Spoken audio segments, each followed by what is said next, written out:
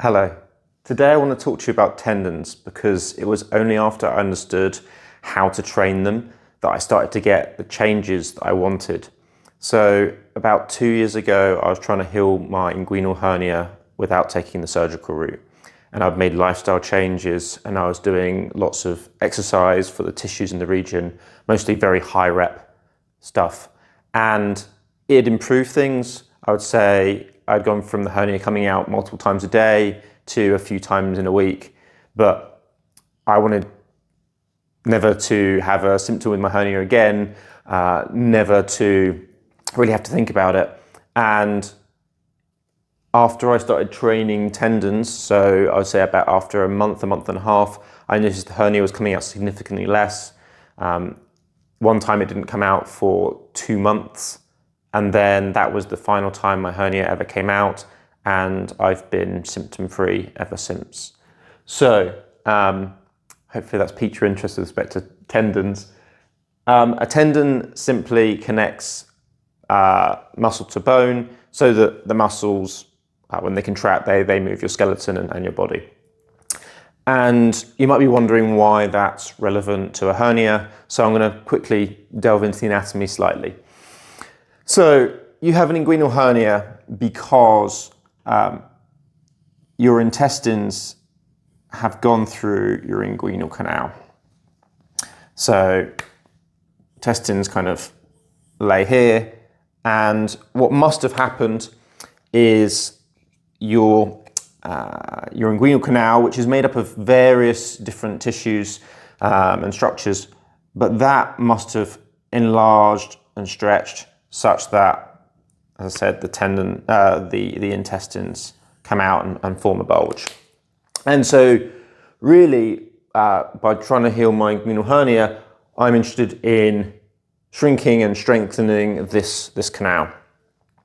Now, the canal runs through various tendons.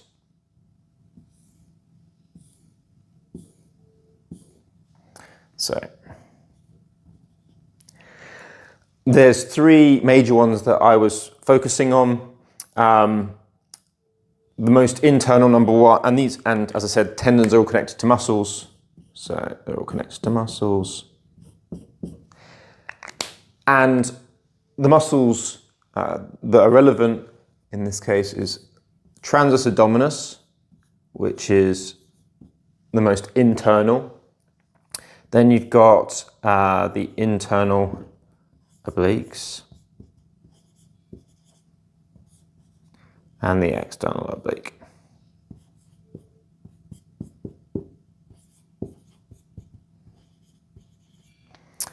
And 2 years ago when I was training to try and fix hernia, I already understood this anatomy. I was already training my transverse abdominis, internal and external obliques on both sides, but it wasn't making the changes that I wanted. I was actually in a group for coaches at the time. A lot of people were sharing information to try and help their clients, or some people like myself just wanted to try and fix their own injuries because coaches didn't really exist in the space that we're interested in. And a lot of them work using like the ATG principles.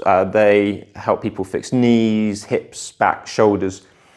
And in the discussion, one of my friends, Edwin, he ended up sharing a video. And this video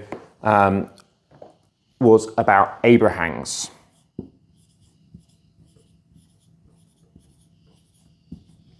And Abrahams is a protocol designed by climbers, full climbers, by 3 people. So Dr. Keith Barr and his research team.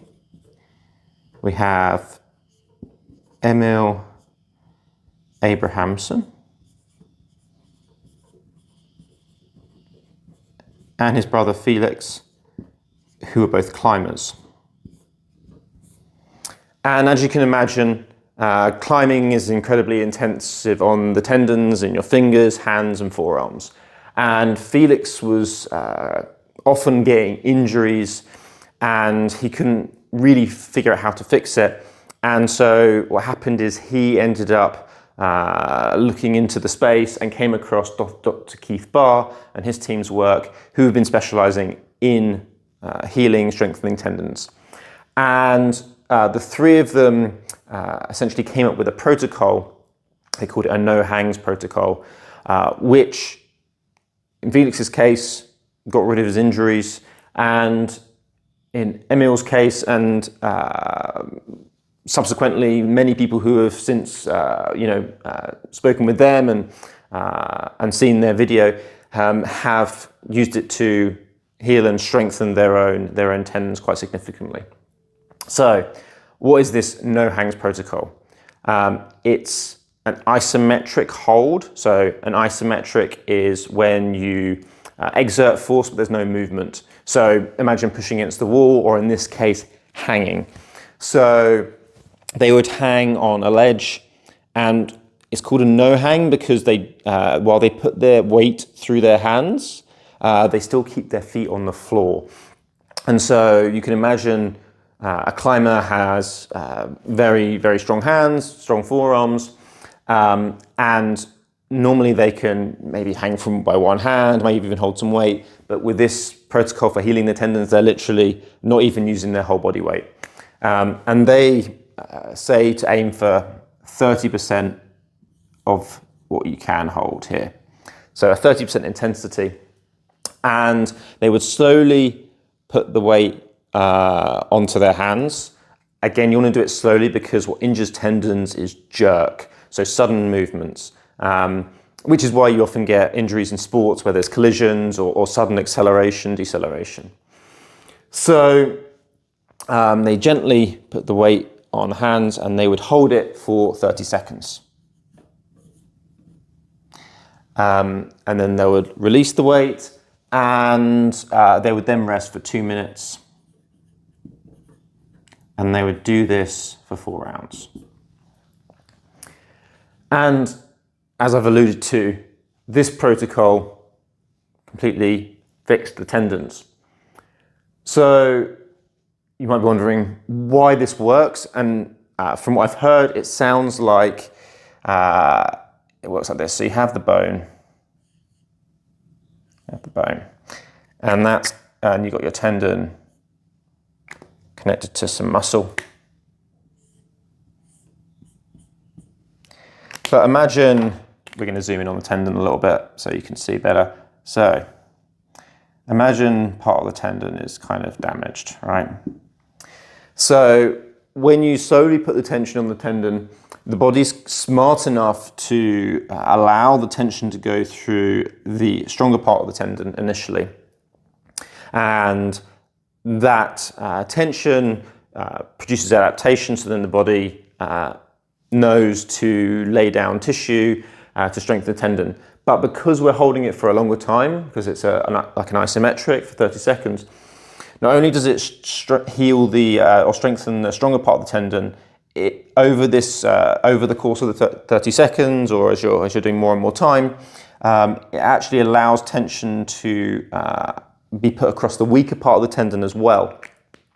Again, creating a stimulus for adaptation to occur, and hence healing the tendon. So I think it's the fact that it's isometric and these longer holds that heal the tendon more than, say, a high rep concentric, eccentric exercise like I was doing before.